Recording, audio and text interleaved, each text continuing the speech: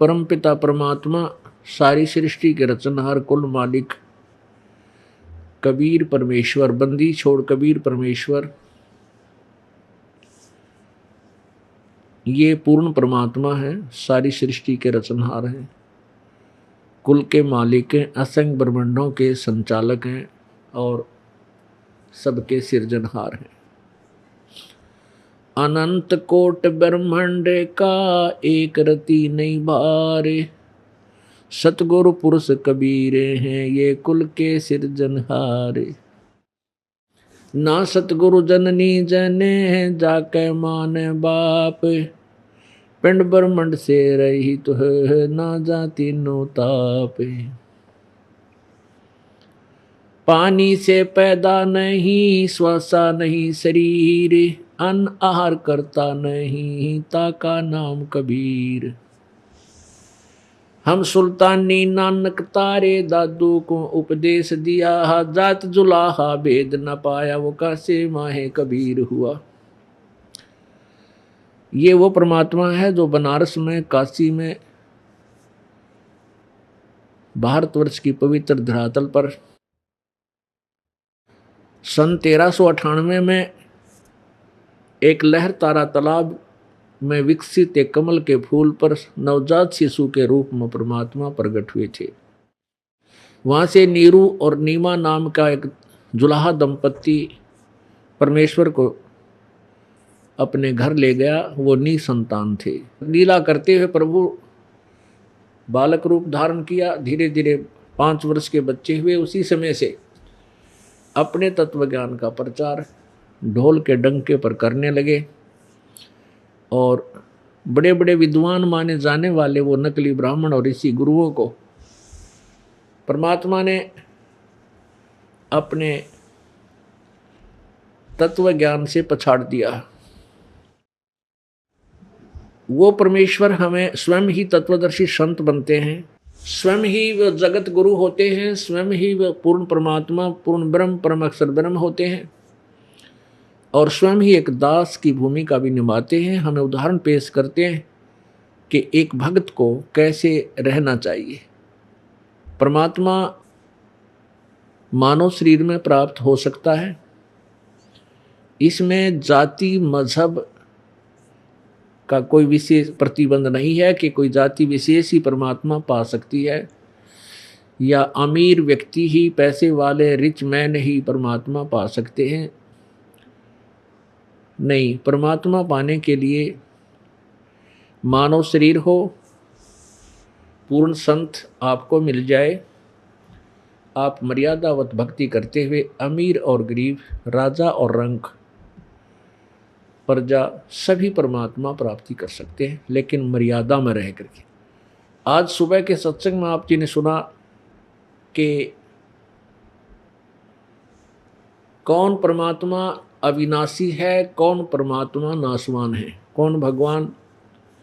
अब यहाँ शंका उत्पन्न हो जाती है, क्या भगवान अधिक हैं, क्या परमात्मा अनेक हैं? हाँ, परमात्मा यानी भगवान, प्रभु, स्वामी, ये अनेक हैं। अब आपको प्रभु की परिभाषा समझाते हैं, थोड़ा ज्ञान देते हैं। राम कहो, खुदा कहो, प्रभु कहो, परमात्मा कहो। परम आत्मा का अर्थ होता श्रेष्ठ आत्मा, उच्च आत्मा। अब जैसे एक विभाग लेते हैं, कोई भी विभाग ले लीजिए, तो उसमें प्रत्येक को साहब बोलते हैं। जैसे तहसीलदार साहब, एसडीएम साहब, डिप्टी कमिश्नर साहब, कमिश्नर साहब, मंत्री साहब और मुख्यमंत्री साहब, प्रधानमंत्री साहब, राष्ट्रपति साहब, ये सभी साहब कहलाते हैं। सभी स्वामी हैं, सभी साहब हैं, राम हैं। राम का अर्थ होता स्वामी, स्वामी का अर्थ होता प्रभु, मालिक। तो जितने जिसकी अक्षमता है वो अपने क्षेत्र में स्वामी है, मालिक है। तो इसी प्रकार 3 लोक के राम हैं, ब्रह्मा विष्णु महेश, एक एक विभाग के स्वामी हैं। रजगुण विभाग के ब्रह्मा जी, सतगुण विभाग के विष्णु जी और तमोगुण विभाग के श्री शिव जी शंकर जी, और ब्रह्मा विष्णु महेश के पूज्य पिताजी हैं ज्योति निरंजन, जिसको ब्रह्म बोलते हैं। ब्रह्म, इसे अक्षर पुरुष भी बोला है गीता जी के अध्याय नंबर 15 के श्लोक नंबर 16 में। ये 21 ब्रह्मांड का राम है, 21 ब्रह्मांड का मालिक है, स्वामी है। और एक अक्षर पुरुष है जिसको परब्रह्म कहते हैं। ये 7 शंख ब्रह्मांड का स्वामी है। नील पद्म शंख, 7 शंख ब्रह्मांड का ये राम है, स्वामी है, मालिक है। और परम अक्षर ब्रह्म, परम अक्षर पुरुष अर्थात सत्य पुरुष, वो कबीर देव है। वो असंख्य ब्रह्मांड का मालिक है, इंक्लूडिंग ब्रह्म और परब्रह्म के सारे ब्रह्मांड। ब्रह्म और परब्रह्म अर्थात अक्षर पुरुष और अक्षर पुरुष के सभी ब्रह्मांड सहित और अन्य असंख्य ब्रह्मांडों का कुल मालिक, सबका संचालक, ओवरऑल कंट्रोलर, वो परम अक्षर ब्रह्म है। उनका वास्तविक नाम कबीर है और पद का नाम, उनका पोस्ट का नाम है सत्य पुरुष, परम अक्षर पुरुष या परम अक्षर ब्रह्म आदि आदि नामों से उनको उपमात्मक नामों से जाना जाता है। उस परमेश्वर ने अपनी महिमा और सर्व ब्रह्मांडों की जानकारी उस रचनहार ने स्वयं ही दी है। सुबह के सत्संग में आपने सुना था कि ब्रह्मा विष्णु महेश जी की क्या स्थिति है, ये भी नाशवान और ब्रह्म भी नाशवान और परब्रह्म भी नाशवान।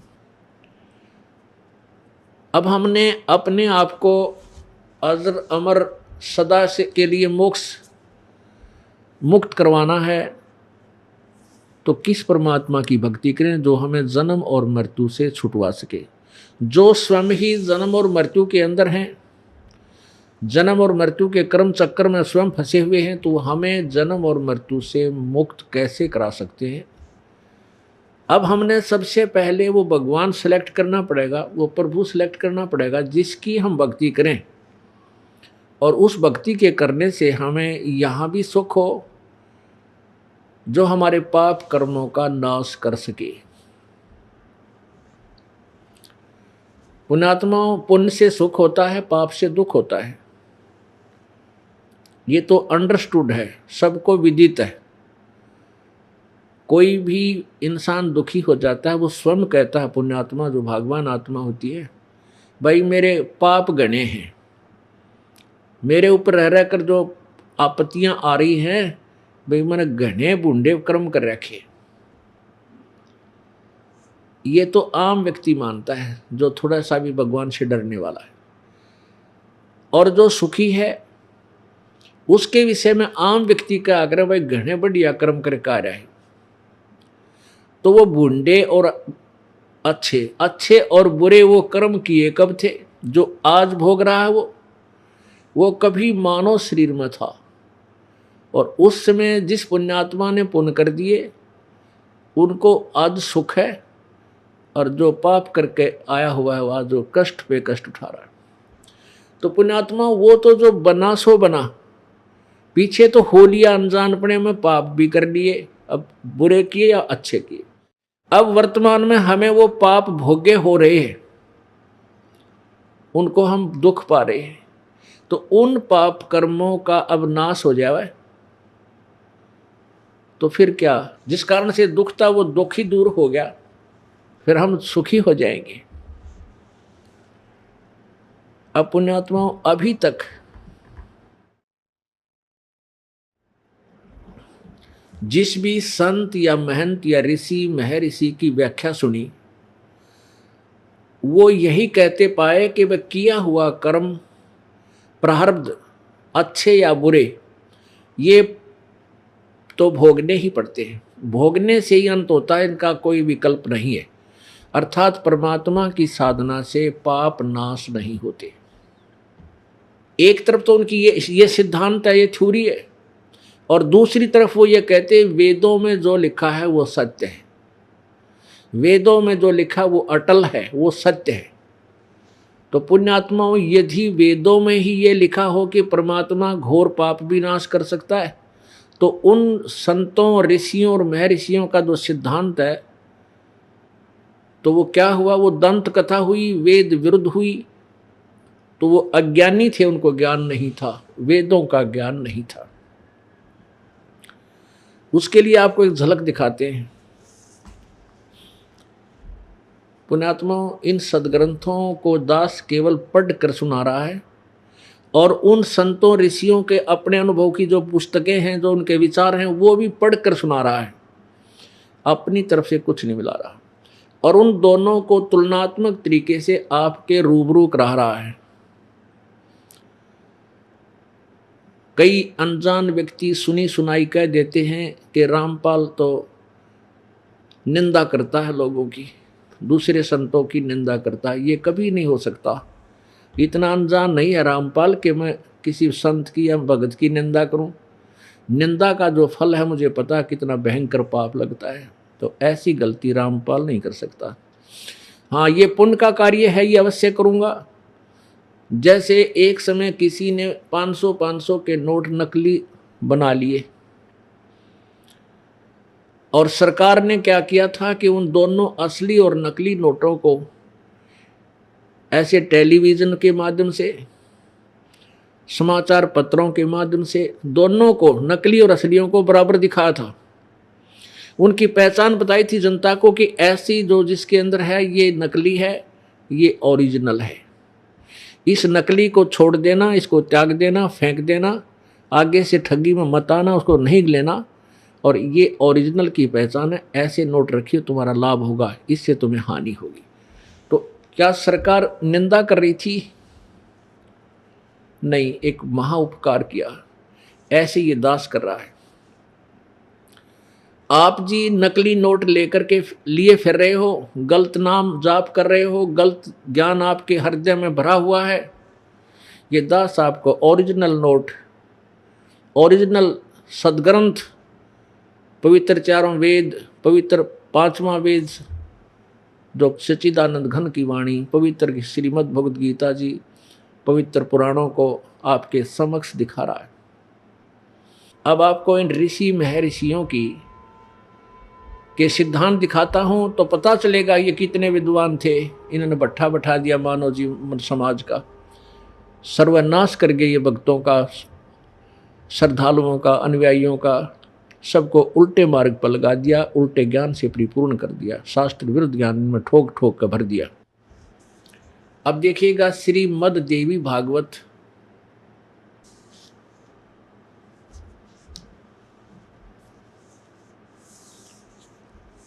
श्रीमद् देवी भागवत, संपादक हनुमान प्रसाद पोदार, चिमन लाल गोस्वामी, प्रकाशक में मुद्रक है गीता प्रेस गोरखपुर, गोविंद भवन कार्यालय कोलकाता का संस्थान। इसमें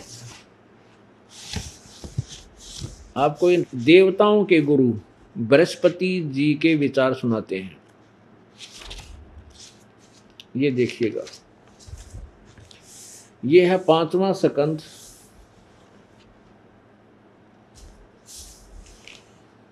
संक्षिप्त देवी भागवत, 282 पृष्ठ। व्यास जी कहते हैं, देवराज इंद्र की बात सुनकर बृहस्पति जी कहने लगे, ये देवताओं के गुरु हैं बृहस्पति जी। अब 283 पृष्ठ पर हम अपने काम की चीज पढ़ेंगे।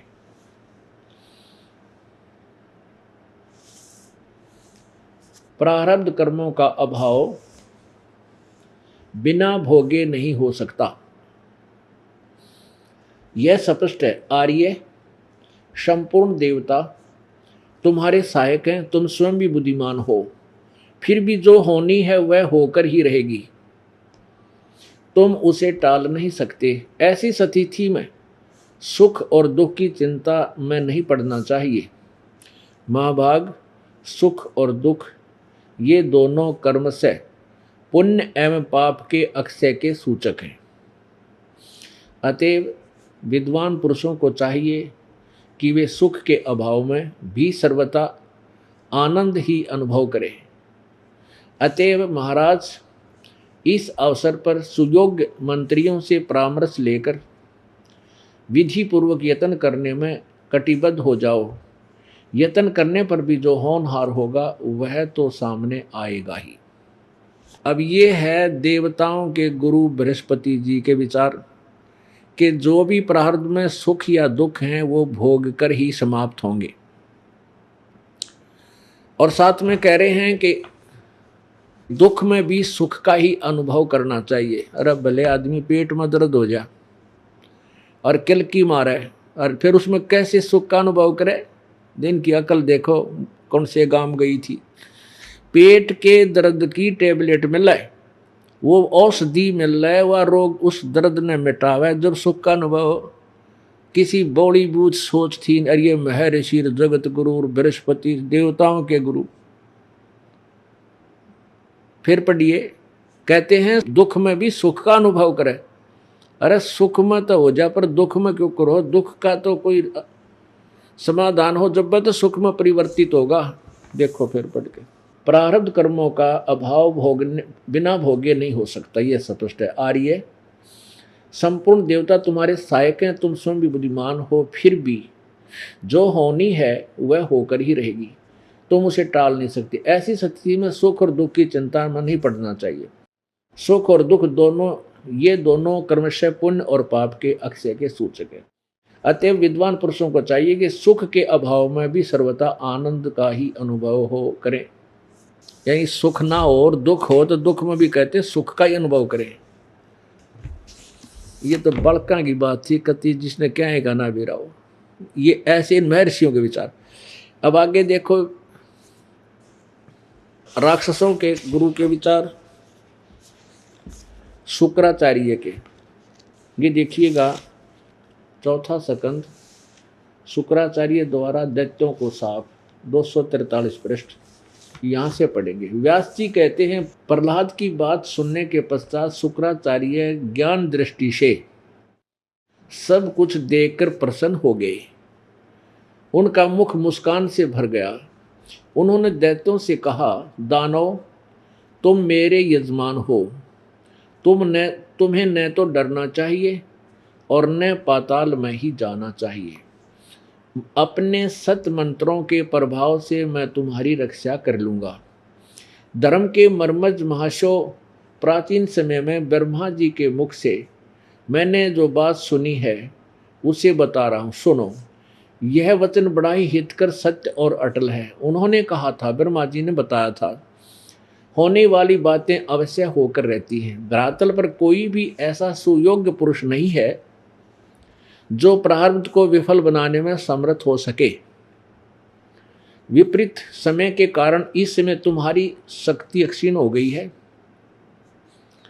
अतः एक बार तो तुम्हें देवताओं से परास्त होकर पाताल जाना ही पड़ेगा।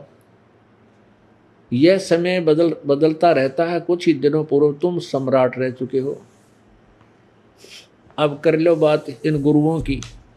अरसर दालो की से भोले वाले थे, ऊपर तो शुक्राचार्य डींग मार रहा है कि तुम चिंता मत करो, मैं अपने सत मंत्रों के प्रभाव से तुम्हें पाताल नहीं जाने दूंगा, तेरी रक्षा करूंगा, पाताल नहीं जाओगे। और तुरंत ही पासा पलट गया। कहते एक बात मैंने सुनी है ब्रह्मा जी के मुख से। उन्होंने बताया भाई जो होनहार है वह तो हो करेगी, उसने कोई नहीं टाल सकता, और तुमने पाताल तो जाना ही पड़ेगा। अब बता इनका कित रोए इनने। और श्रद्धालु फिर भी न गुरु जी बताया करते, अरे थरा गजब हो। ये ऐसे मार्गदर्शक थे हमारे। अब और दिखाते हैं, यही श्रीमद् देवी भागवत छठा सकंद प्रश्न नंबर 212। और यहाँ व्यास जी बोले, राजेंद्र, मैं इसका परम अद्भुत कारण बतलाता हूँ, सुनो। तत्वज्ञानी पुरुषों ने चिंता, संचित वर्तमान और प्रारब्ध के भेद से, संचित वर्तमान और प्रारब्ध के भेद से कर्म की 3 गतियां बतलाई हैं। अनेक जन्मों से संचय किए हुए पुराने कर्मों को संचित कर्म कहते हैं। शरीर धारण कर लेने पर काल की प्रेरणा से कर्म चालू हो जाते हैं। प्रारब्ध कर्म उसे समझना चाहिए जिसका फल भोग लेने पर ही कुछ शेष नहीं रह जाता। प्राणियों को प्रारब्ध कर्म अवश्य ही भोगना पड़ता है, इसमें कोई संशय नहीं। राजन, देवता, मनुष्य सभी को कर्म फल भोगना पड़ता। कर्म की गति बड़ी गहन है। ये विचार हैं पुराणों के राइटर के, जिन्होंने पुराण लिखी है, श्री वेद व्यास जी के। अच्छा पुण्यात्माओं, अब आगे देखो प्रश्न नंबर 414 पर, और ये है छठा सकंद ही चल रहा है। जन्मे जय ने पूछा, महाभाग किस युग में कैसा धर्म का स्वरूप है, इस संपूर्ण विषय को विशेष रूप से बताने की कृपा कीजिए। व्यास जी बताते हैं, क्या कहते हैं? राजन, यह निश्चय है कि सतयुग में ब्राह्मण वेद के पूर्ण विद्वान थे। उनके द्वारा निरंतर भगवती जगदम्बा की आराधना होती थी। भगवती का दर्शन करने के लिए उनका मन सदा ललायित रहता था। पुण्यात्मा क्या बता रहे हैं व्यास जी के सतयुग के ब्राह्मण और वेदों के पूर्ण ज्ञाता होते थे, विद्वान होते थे, और वो दुर्गा की पूजा करते थे। अरे थारा गजब वही हो। और दुर्गा कहती है कि उस ब्रह्म की पूजा करो, वही एक पूज्य है। और ब्रह्म कहता है परम अक्षर ब्रह्म की पूजा करो, वही पूज्य है। अब देखियो 562 पर, ये 7वां सकंद, पृष्ठ 562 पर।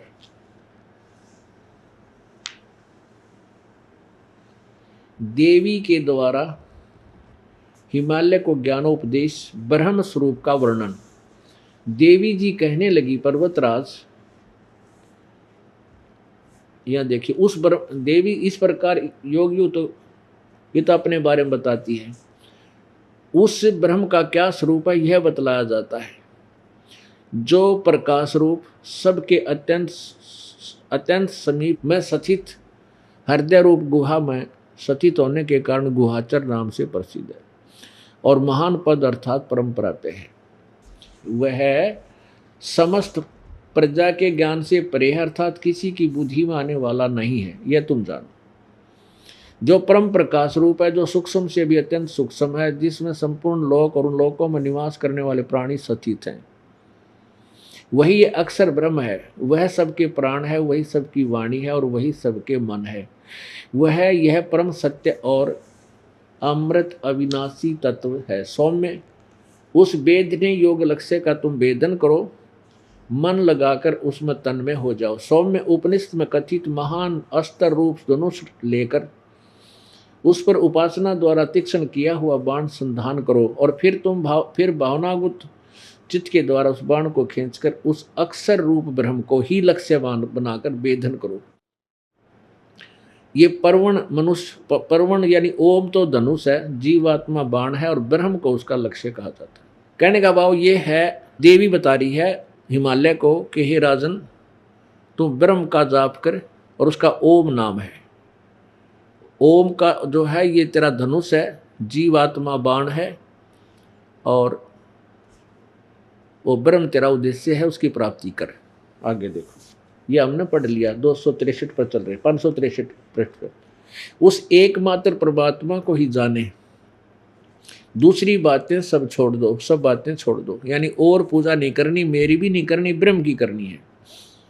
यही पर अमृत रूप परमात्मा के पास पहुंचने का पुल है, संसार समुद्र से पार होने का।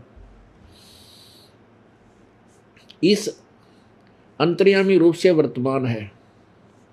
इस आत्मा का यानी परमात्मा का, इस भगवान का ओम के जप के साथ ध्यान करो और इससे अज्ञान में अंधकार से सर्वथा परे और संसार समुद्र से पार जो ब्रह्म है उसके पास, उसको पा जाओगे, तुम्हारा कल्याण हो। और वो कहाँ रहता है?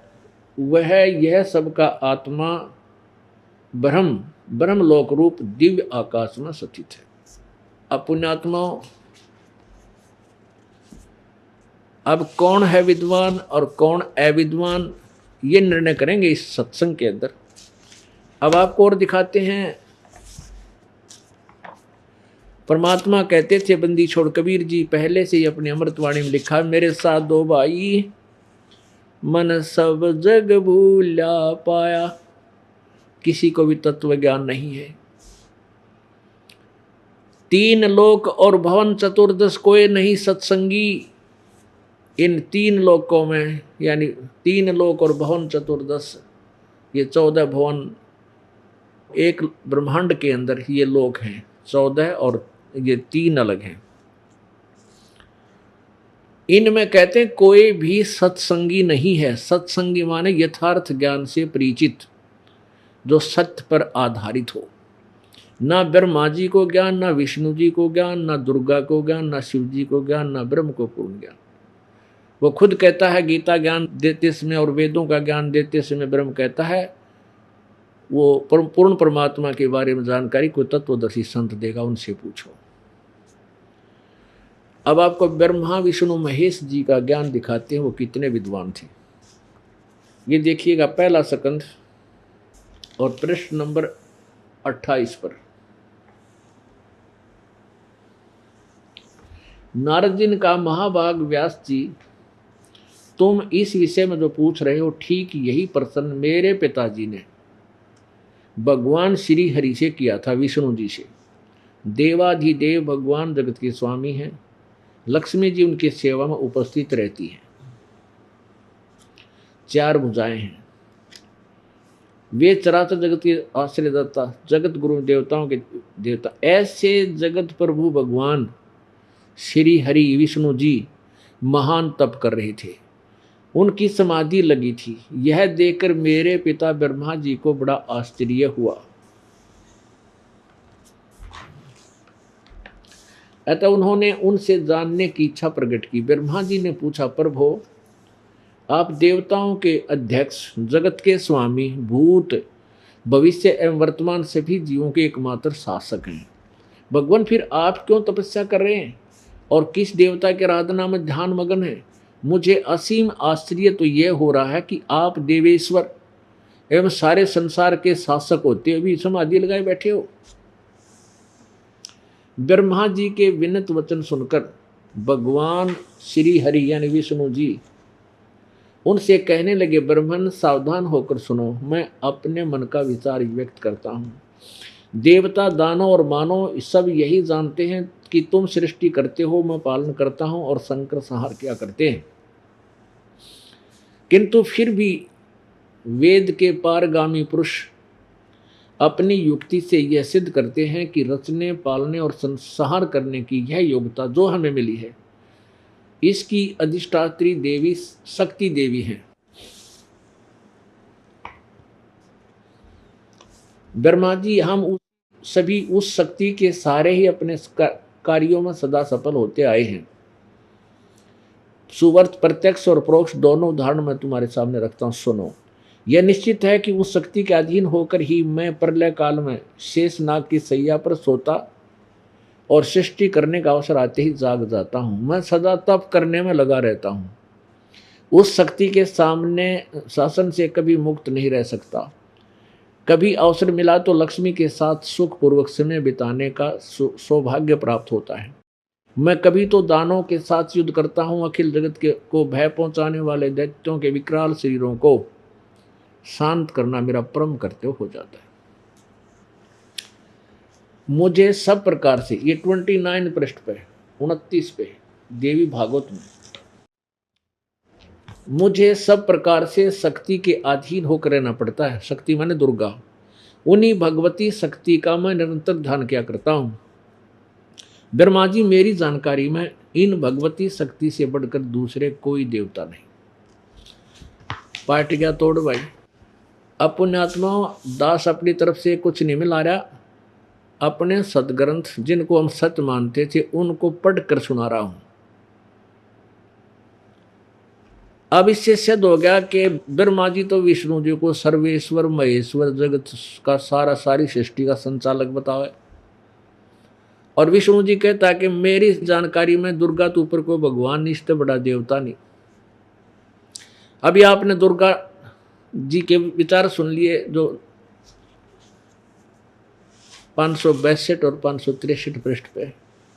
दुर्गा कहती है कि उस ब्रह्म की पूजा करो, उसका ओम नाम है, और सब बातें छोड़ दो और किसी की पूजा मत करो, और वो ब्रह्मलोक में रहता है। अब गीता जी क्या बताएगी और वेद क्या बताएंगे? गीता जी का ज्ञान और वेदों का ज्ञान ब्रह्म ने दिया। गीता जी का ज्ञान श्री कृष्ण जी में प्रवेश करके इस काल भगवान अर्थात ब्रह्म ने बोला। ये स्वयं कहता है कि मेरा एक ओम नाम है, 8वें अध्याय के 13वें श्लोक में गीता जी में, और इसका जो जाप करता हुआ मुझे प्राप्त होता है। 17वें अध्याय के 23वें श्लोक में कहा कि उस सच्चिदानंद घन ब्रह्म की साधना के 3 मंत्र का जाप है, और उससे साधना करोगे तो उसके पास चले जाओगे। तो गीता जी अध्याय नंबर 18 के श्लोक 62 में कहा कि अर्जुन तू सर्वभाव से उस परमेश्वर की शरण में जा, उसकी कृपा से तू परम शांति और सनातन परम धाम शाश्वतम स्थानम, शाश्वतम माने सदा रहने वाला, यानी कभी नाश में नहीं आए, और धाम को से लोक कहो, यानी सत्यलोक को प्राप्त होगा।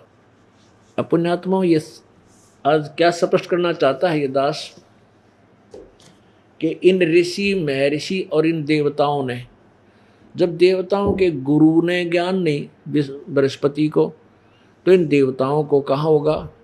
ब्रह्मा जी चारों वेदों के ज्ञाता माने जाते थे। ब्रह्मा जी ना पता विष्णु क्या है और भगवान कौन है। विष्णु जी कह रहे मैं दुर्गा तो ऊपर परमात्मा मान जानता है ना, इसके ऊपर भी कोई प्रभु है, तो मैं तीसरे की पूजा में लगा रहता हूँ। अब इन देवताओं ऋषियों और महर्षियों के क्या विचार हैं कि प्रारब्ध कर्म तो करने भोगने से ही समाप्त होता है, अर्थात परमात्मा की साधना से पाप नाश नहीं होते। ये तो हैं सतयुग त्रेता द्वापर पहले के महर्षियों के विचार। और एक कलयुगी महर्षि दयानंद के और विचार सुनाता हूं आपको।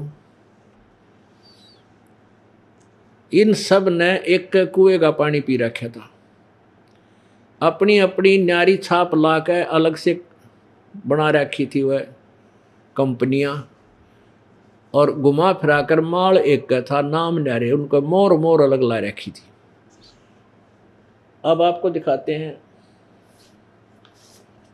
कि दयानंद सरस्वती जी जो आर्य समाज के प्रवर्तक हैं, वो कितना ज्ञान रखते थे वेदों का, और उनको वर्तमान में महर्षि दयानंद को के विषय में जो हम पहले सुना करते थे दंत कथा लोक वेद, कि भी महर्षि दयानंद जैसा विद्वान नहीं, और उन्होंने जो सत्यार प्रकाश नामक पुस्तक लिखी है उस जैसा ज्ञान नहीं। बड़े विद्वान थे, वेदों के अर्थ समाधि लगा करके जाना करते थे, और फिर वेदों के अर्थ सरलार्थ किए, उसी के आधार से उन्होंने सत्यार्थ प्रकाश की रचना की। जब हमें ज्ञान नहीं था, प्रत्येक से एक ही विचार सुनते थे, सभी यही कहते थे, तो हम इनके ऊपर बड़े आसक्त थे। बड़े महात्मा हो, बड़े महापुरुष हो, बड़े विद्वान हो, यानी दंत कथा सुनी सुनाई बातों से हम इनको महर्षि माना करते थे, और इनके अंदर एक विशेष आस्था थी।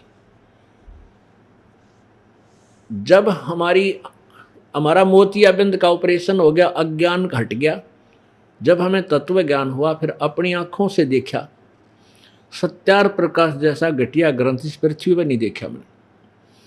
इस जैसा कति बेहुदा ज्ञान की कोई आधार नहीं किसी भी प्रकार का। इस दास ने इसको गहनता से तो इसलिए पढ़ा था कि विद्वान द्वारा लिखा हुआ ग्रंथ है, हो सकता है इसमें कुछ सहयोग मुझे मिल जाए अपने कबीर परमात्मा के प्रचार के लिए। वेदों का ज्ञान भी समर्थन करे भगवान की वाणी का, तो गदगद हो जाऊंगा और जनता जल्दी मान जाएगी कि ये सत्यार प्रकाश में भी लिखा है, कबीर साहब भी यही बताते। तो जब सत्यार प्रकाश को गहनता से पढ़ा तो ये तो सारा अड़ंगा में रखा है इसमें, वेदों के सारा वेदों के विपरीत कोई भी थ्योरी वेद अनुकूल नहीं है। अब मुझे बड़ा समस्या ही, मैं कहा वही भी कोई किसी को ये कहूँगा कि मैं ऋषि दयानंद ने वेदों का ज्ञान नहीं, तो वह कोई नहीं सुने मेरी बात को। पर ना सुने तो ना सुनो, मेरा कर्तव्य है अगले को कहने का कि मार गलत इधर मत जा, जा तब पड़ कुएं में, ना मानता था जा। अब प्रसंग चल रहा है कि सभी ने एक ही बात कही है कि परमात्मा पाप नाश नहीं करता, अर्थात प्रारब्ध में जो दुख लिखा है वो भोगना ही पड़ेगा। इसका आप बिल्कुल क्लियर समर्थन कर रहे हैं महर्षि दयानंद सरस्वती जी। देखिएगा, यह है सत्यार्थ प्रकाश।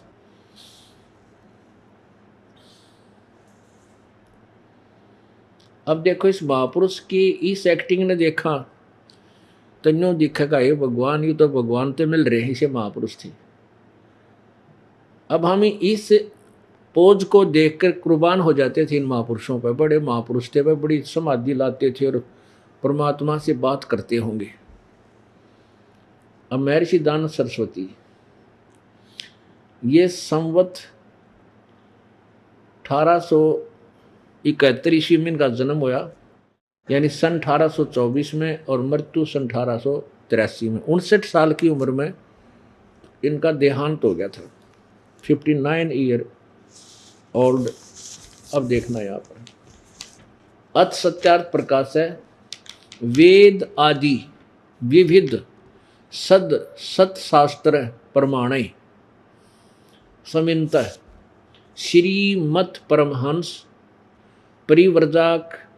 परिव्राजक आचार्य महर्षि दयानंद सरस्वती विरचित, सरस्वती स्वामी विरचित।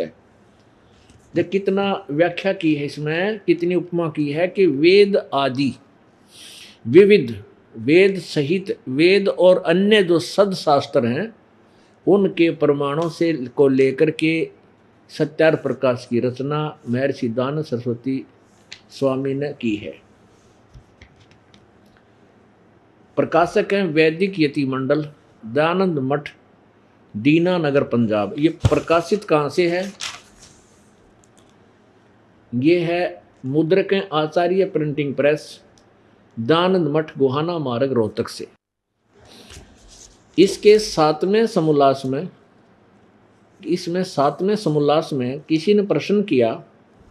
अब इसमें थोड़े से ही इस सत्यार्थ प्रकाश के पठन पाठन से आपको इसकी कई कमजोरियों का पता लग जाएगा। ये देखिएगा, अथ सप्तम समोल्लास है, यानी 7वां समोल्लास 151 पृष्ठ से प्रारंभ हुआ, ये 150 है। यहाँ किसी ने प्रश्न किया कि वेद में अनेक पर ईश्वर अनेक हैं, इस बात को तुम मानते हो वा नहीं? उत्तर, स्वामी जी कहते नहीं मानते, क्योंकि चारों वेदों में कहीं यह नहीं लिखा जिससे अनेक ईश्वर सिद्ध हों, किंतु यह तो लिखा है कि ईश्वर एक है। अब आइए प्रथम समोल्लास में, ये प्रथम समोल्लास देखिए 15 पृष्ठ पे। इसमें क्या कहा है कि सबसे बड़ा होने से ईश्वर का नाम ब्रह्म है, यानी ब्रह्म कहो चाहे ईश्वर कहो। अंडरस्टूड है कि ब्रह्म सबसे बड़ा होने से ईश्वर का नाम ब्रह्म है। ब्रह्म कहो चाहे ईश्वर कहो, ठीक है। अब आ जाओ 7वें समोल्लास पर। ये यहाँ पूछा किसी ने कि क्या तुम मानते हो कि ईश्वर, वेद में ईश्वर अनेक है, इस बात को तुम मानते हो? नहीं। महर्षि जी से प्रश्न किया किसी ने। स्वामी जी उत्तर दे रहे हैं कि नहीं मानते, क्योंकि चारों वेदों में कहीं यह नहीं लिखा जिससे अनेक ईश्वर सिद्ध हों, किंतु यह तो लिखा है कि ईश्वर एक है, यानी ब्रह्म एक है। स्वामी जी कहते हैं ये कहीं नहीं लिखा कि अनेक ब्रह्म हैं, ईश्वर कहो चाहे ब्रह्म कहो, उन्हीं के शब्दों में। अब आइए 154 पृष्ठ पे, 7वां समोल्लास है, पृष्ठ नंबर 154, सत्यार्थ प्रकाश और सप्तम समोल्लास। 154 पृष्ठ पे किसी ने पूछा कि ईश्वर साकार है व निराकार? उत्तर स्वामी दयानंद जी का कि निराकार। अब 155 पे ही देखियो, क्या अपने आप साकार सिद्ध कर रहे हैं? प्रश्न, किसी ने प्रश्न किया कि परमेश्वर की स्तुति, प्रार्थना, उपासना करनी चाहिए व नहीं? उत्तर स्वामी दयानंद जी का करनी चाहिए। प्रश्न, क्या स्तुति आदि करने से ईश्वर अपना नियम छोड़ स्तुति प्रार्थना करने वाले का पाप छुड़ा देगा, यानी पाप नाश कर देगा, पाप छुड़ा देगा? उत्तर स्वामी जी का नहीं। प्रसन्न। तो फिर स्तुति प्रार्थना क्यों करना, फिर किस लिए करें भाई? भक्ति भगवान की। जब पाप ना छूटे दुख नहीं मिटे, पाप नहीं छूटे तो दुख नहीं मिटे। उत्तर स्वामी जी का उनके करने का फल अन्य ही है। प्रश्नकर्ता ने पूछा फिर क्या फल है? स्वामी जी ने उत्तर दिया, सुनियोगा ध्यान से। आहा, स्वामी दानंद जी उत्तर दे रहे हैं, स्तुति से ईश्वर में प्रीति, उसके गुण कर्म स्वभाव से अपने गुण कर्म स्वभाव का सुधरना, प्रार्थना से निरअभिमानता, उत्साह और सहाय का मिलना, उपासना से परब्रह्म से मेल और उसका साक्षात्कार होना। अब पुण्य आत्माओं, अब विचार करके देखो, परब्रह्म से मेल। अब स्टार्ट में 151 पृष्ठ पे तो कह रहे हैं कि वेद में कहीं नहीं लिखा कि कोई अनेक ब्रह्म हो, यह तो लिखा कि ब्रह्म एक है। और परब्रह्म का क्या अर्थ होता है? स्वयं लिख रहे हैं, परब्रह्म यानी नेक्स्ट ब्रह्म। परब्रह्म, एक तो दादा, एक परदादा, दूसरा परब्रह्म माने दूसरा भगवान। अब एक तो ब्रह्म और एक परब्रह्म, दो तो आप पे लिख रहे अपनी कलम से, अपने सिद्धांत को आप ही कैंसिल करें। खुद मानते हैं कि मैं नहीं मानता, वेद में कितने अनेक ब्रह्म लिखे हैं, और स्वयं कह रहा है कि उपासना करने से परब्रह्म से मेल, उसका साक्षात्कार हो जाना। जय हो मैं ऋषि दानंद की। रे तेरा गजब भैया, खा लिया खून इसे ऋषिया ने, इन डबो रखा सारा जगत। अब देखो, आप अपनी थ्योरी फेल कर दी। और 154 पे कह रहे हैं भगवान निराकार, और 155 पे कह रहे हैं उपासना से उसका साक्षात्कार हो जाए। अरे साक्षात्कार तो साकार का होता है, निराकार से साक्षात्कार क्या होना? अच्छा, ये बात रहेगी कि स्तुति तो पाप नहीं छूटते। दो तो कैंसिल होगी इनकी थ्योरी कि अनेक भगवान नहीं, अनेक ब्रह्म नहीं है, और वेद आप अनेक भी सिद्ध कर रहे, परब्रह्म से मेल। दूसरा सिद्धांत ये फेल हो गया कि वो परमात्मा को निराकार कहते, आप पर साक्षात्कार लिख रहे, साकार का साक्षात्कार होता है। अब तीसरा फेल करेंगे, वेद दो तीन अपनी कैंची ताप पे काट लिए, अपने दाव ताप पे गिर गए। और तीसरा कि पाप अक्षमा नहीं होते। पुण्यात्मा एक मोटी सी बात है। स्वामी जी कह रहे हैं कि भाई पाप उपासना करते हैं, साधना करने से परमात्मा अपने भगत के पाप नहीं छुड़वाता। तो क्या करता? उसके और फल हैं। और फल क्या है? कि उपासना से परब्रह्म से मेल और उसका साक्षात्कार होना। एक तो जिसके पाप नहीं कटे वो पापी आत्मा, यदि पापी आत्मा भगवान से मिल लेगा तो फिर भगवान की भक्ति की आवश्यकता क्या रहेगी? दूसरा आप उदाहरण देखिएगा कि जैसे कोई साबुन विक्रेता और बहुत बड़ा बोर्ड ला रखा है कि साबुन विक्रेता, और उससे कोई कहता भी साबुन है तेरे पास? हाँ बोलो। क्या साबुन कपड़े के मैल छुड़वा देता है? और वो विक्रेता ने वो कहा कि नहीं, साबुन कपड़े के मैल नहीं छुड़वाता, मैल नहीं काटता। तो क्या करता है? कपड़े को मजबूत कर देता है। तो क्या उस व्यक्ति ने कभी जिंदगी में साबुन देखा है या कभी प्रयोग किया है? नहीं, नेवर। नहीं तो ये शब्द कह सके कोई? अब पुण्यात्माओं, किसी ने बहुत बड़ा बोर्ड लगा रखा है वैद्य का, डॉक्टर का, और उस डॉक्टर के पास कोई जाता है और कहता है जी क्या आपकी औषधि खाने से रोग नाश हो जाएगा? और वो ने कहा नहीं भाई, रोग औषधि खाने से रोग नहीं कट सकता। तो क्या और क्या लाभ होगा? कि पहलवान बन जाएगा। क्या वो वैद्य हो सकता है? वो तो डफरमैन है, वो ना वैद्य है, वो तो कति नीम हकीम है। तो ऐसा सिद्धांत था इस मैं ऋषि दयानंद का। क्या इसने कभी भगवान से परिचित हुआ हो? इसको कैख भी ज्ञान नहीं था भक्ति का। अब वेद प्रमाण देंगे आपके समक्ष। यजुर्वेद अध्याय नंबर 8 के श्लोक नंबर 13 में 6 बार लिखा है कि परमात्मा दान देने वाले के पाप नाश कर देता। परमात्मा अपने काप करो, चाहे कोई कैसे भी पुण्य करो, भक्ति करने वाले के चाहे बाप करो, चाहे बेटा करो, चाहे स्वयं करो, चाहे कोई भी करो, और घोर पाप को भी परमात्मा नाश कर देता है। और स्वयं अपने कर कमलों से उनके अनुवाद भी कर रहे हैं। ये देखिएगा, यजुर्वेद महर्षि दानव सरस्वती कृत, ये कहाँ से प्रकाशित है? प्रकाशक हैं सार्वदेशिक कार्य प्रतिनिधि सभा, 2/5 महर्षि दान भवन, रामलीला मैदान, नई दिल्ली। यजुर्वेद आर्य भाषा भाष्य संपूर्ण 40 अध्याय, महर्षि दान सरस्वती कृत, अनुवाद किया इसने केवल, ये वेदों का राइटर नहीं है महर्षि दान, केवल अनुवाद करता है। और मुद्रक है Prince of set printers, 1510, Pataudi house, Daryaganj, नई दिल्ली। अब 8वें अध्याय के और 13वें श्लोक में, ये 241 पृष्ठ पे,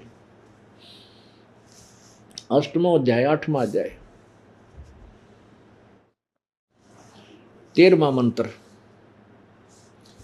देव कर्तस्य एनस्य अवजनम असि, अवजनम असि, मनुष्य कर्तस्य एनस्य अवजनम असि, पितृ कर्तस्य एनस्य अवजनम असि, यानी इसका सारा विवरण लिखा। तो इसका यहाँ अनुवाद किया इन्होंने, स्वामी जी ने, 242 पृष्ठ पर, यजुर्वेद भाषा भाष्य। अनुवाद करते समय क्या लिखते हैं? हे सबके उपकार करने वाले मित्र आप। अब न्यों उलझा रखा था सारा संसार, इतने इतने पढ़े लिखे इस वेदों को लिए बैठे हैं, और किसी ने ये नहीं पता इसमें लिखा के है। न इस सत्यार प्रकाश ने पढ़ा, किसी इस दास ने पढ़ाया। जब हुआ इनके सब के तरतराट, सब के जो है ना,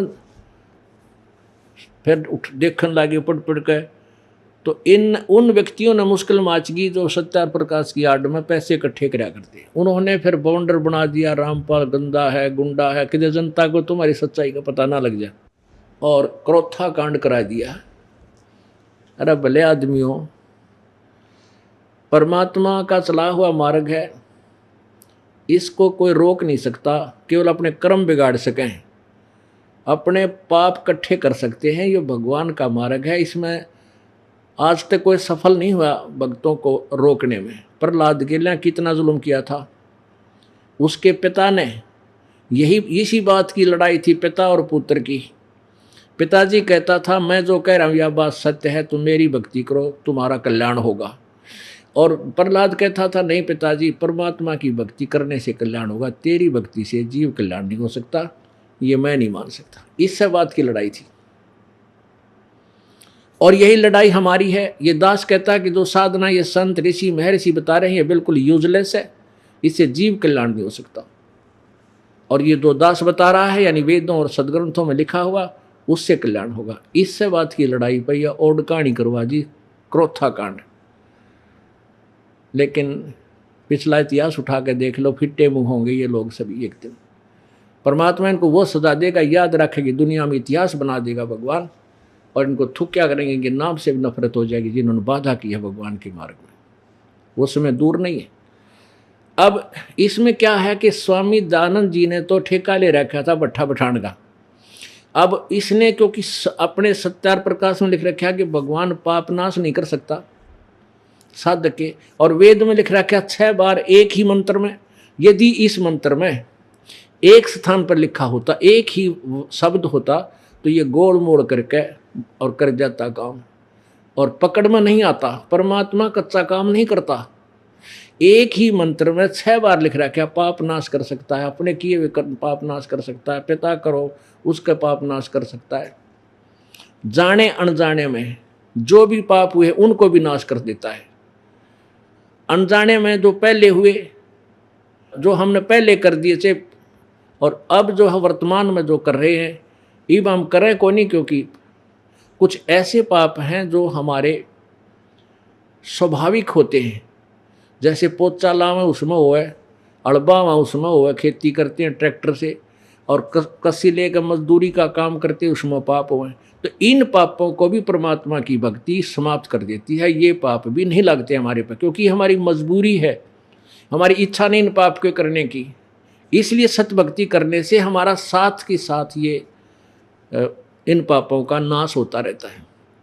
और पहले के जो संचित कर्म है वो हमें अब दुखदायी होने हैं, वो भी उनका विनाश हो जाता है। उन प्रारब्ध के कर्मों को विनाश करता परमात्मा। इसलिए भगवान की तलाश की जाती है, ताकि हमारे दुखों का निवारण करे। अब किसी के पैर में कांटा लग गया हो और वो किसी के पास जाओ, भी मेरे पैर में बहुत पीड़ा हो रही है, वो देख जाग कर बताए साफ शूफ करके, वे तेरे पैर में कांटा लग रहा है, कांटे के कारण पीड़ा है,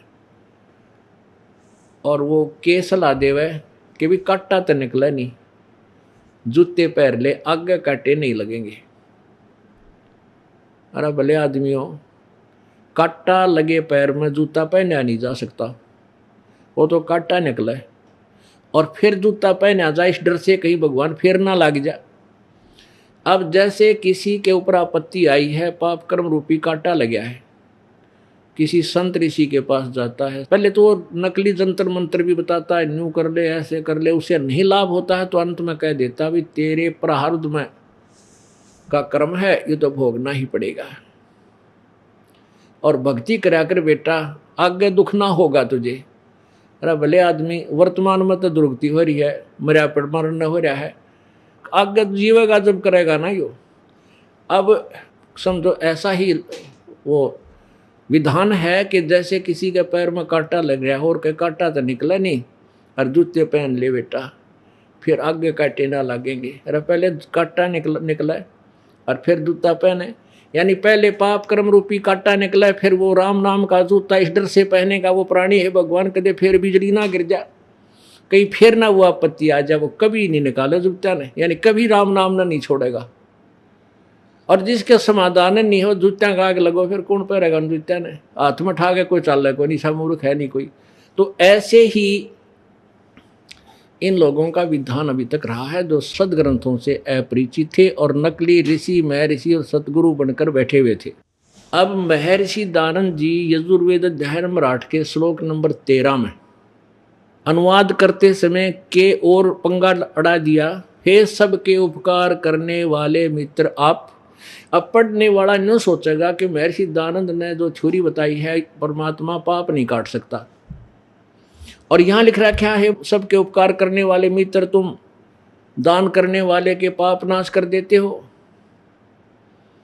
तो पढ़ने वाला न सोचेगा मित्र के बारे में लिख रखा है परमात्मा के, तो आगे चल पड़ता है, वो ध्यान नहीं देता, क्योंकि उसके हृदय में सत्यार प्रकाश का अज्ञान समाया हुआ होता।